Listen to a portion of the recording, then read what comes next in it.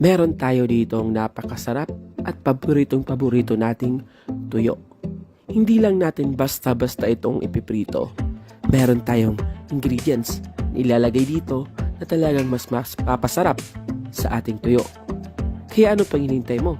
Tapusin mo itong video hanggang sa uli at sisimulan na natin ang pagluluto.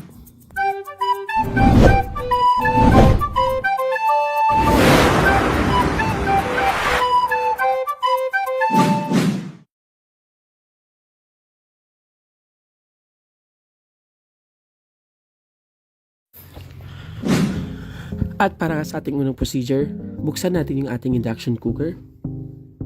And then, painitin natin at maglalagay tayo ng ating oil.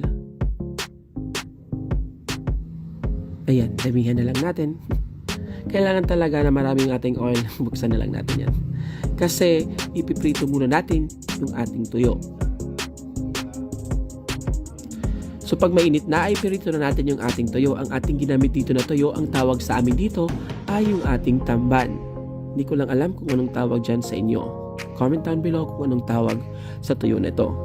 Pero dito sa amin, ang tawag dyan ay tuyo. Talagang napakasarap nito at talagang napaka-common na nitong ating tamban na tuyo dito. Ayan, lutuin lang natin siya. Hintayin lang natin siyang maluto and then flip lang natin. So napakasimple lang naman ng pagluto ng ating tuyo dito. So comment down below kayo kung ganito rin ang iyong ulam ngayon.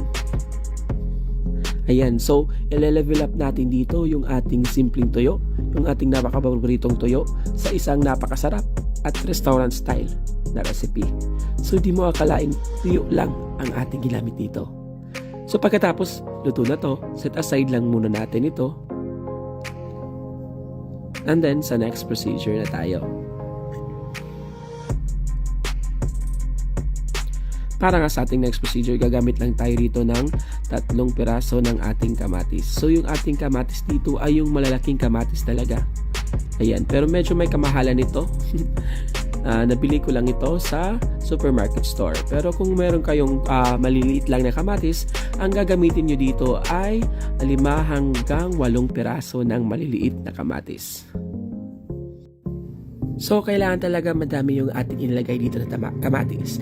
Malalaman nyo mamaya kung bakit ba dinamihan natin yung nilagay nating kamatis. Paulit-ulit tayo dun Sukat lang natin siya ng ganito. Pero naman, kahit hindi naman ganito kalalaki, basta makat lang natin siya dahil madudurog naman yan mamaya. Ayan, siguraduhin lang natin guys na nahugasan natin ng maigi yung ating kamatis. Pwede naman tanggalin nyo yung buto dito kung ayaw mo sa mabutong kamatis. Pagkatapos ay set aside lang muna natin.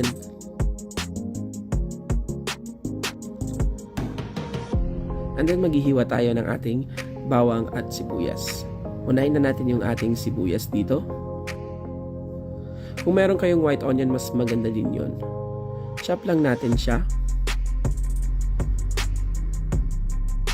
So maliliit dapat yung ketchup natin dito.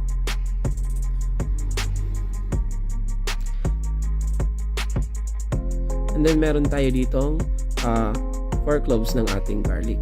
Cut lang natin siya ng maliliit din.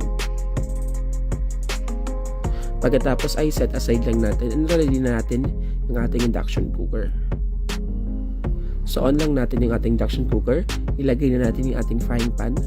Turn lang natin yung heat into medium. And then maglalagay lang tayo ng konting oil kasi magsusutay tayo.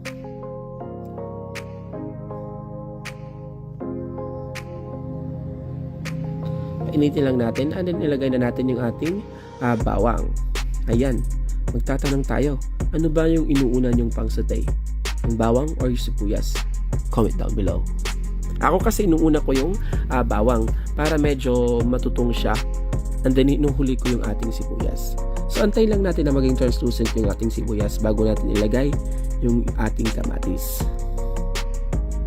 So, naaamin nyo ba guys? Ang bango-bango talaga.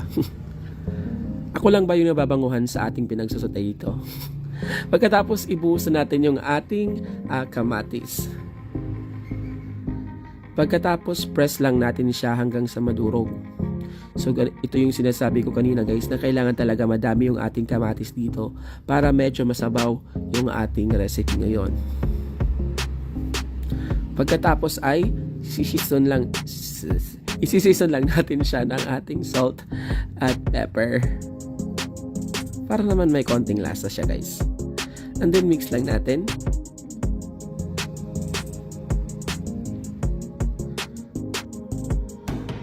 And then kailangan talagang ma-press natin ng maigi yung ating kamatis para magtubig siya. Tama ba yung term ko? Pagkatapos crack tayo ng isang buong itlog. Antayin lang natin na maluto siya ng konti bago natin siya i-mix. And then haluin lang natin siya hanggang sa maluto yung ating itlog. Parang pastos ko dun Char. Ayan. So pag naluto na nga yung ating itlog, ay ibubuhos na natin dito agad-agad yung ating napakasarap na prito nating tamban, yung ating tuyo. So napakasarap talaga ng ating recipe na to. Hindi mo akalaing tuyo lang yung ating nilagay dito. So pang restaurant yung lasa at talagang affordable pa, di ba guys? So ilagay na natin yung ating tuyo dito. Ano bang ginagawa natin yan? Pang thumbnail lang yan guys. Pagkatapos ay hahaluin lang natin siya ng maigi. Haluin lang natin para yung dagdag asin ng ating tuyo ay malagay dun sa ating ingredients. Kaya hindi na rin natin dinamihan yung ating salt kasi maglalagay tayo ng ating tuyo. Alam niyo naman yung tuyo ay medyo maasin na rin. Para hindi maging maasin yung ating kamatis dito. So haluin lang natin and then lutuin lang natin siya ng 1 to 2 minutes lang. Para manuot talaga yung lasa dito. So after 2 minutes, ito na, maglalagay tayo ng ating liquid seasoning. Nakalimutan natin yun Pandagdag lasa lang din ito. Pero kung wala kayo nito, pwede naman oyster sauce na lang ang yung gamitin dito. And then haluin na lang natin and then lutuin na lang natin siya ng 30 seconds. Mabilisan lang. Dahil luto naman yung ating tuyo, hindi naman kailangan na matagal yung pagluto dito. Pagkatapos ay ilalagay na natin siya sa ating serving plate. Diba napakabongga? Ibuhos na rin natin siya agad. And then ready niyo yung kanin nyo kasi mapapadami kayo ng kain dito sa sobrang sarap. O diba? Ito na ang ating napakasarap na kinamatisang tuyo. Maraming salamat sa panonood. I hope ay meron na naman kayong natutunan dito sa ating napakasarap at kakaibang recipe na hindi mo akalaing pwedeng gawin ito sa ating tuyo. Huwag mong kalimutan mag-like and subscribe sa ating YouTube channel at sa ating Facebook page.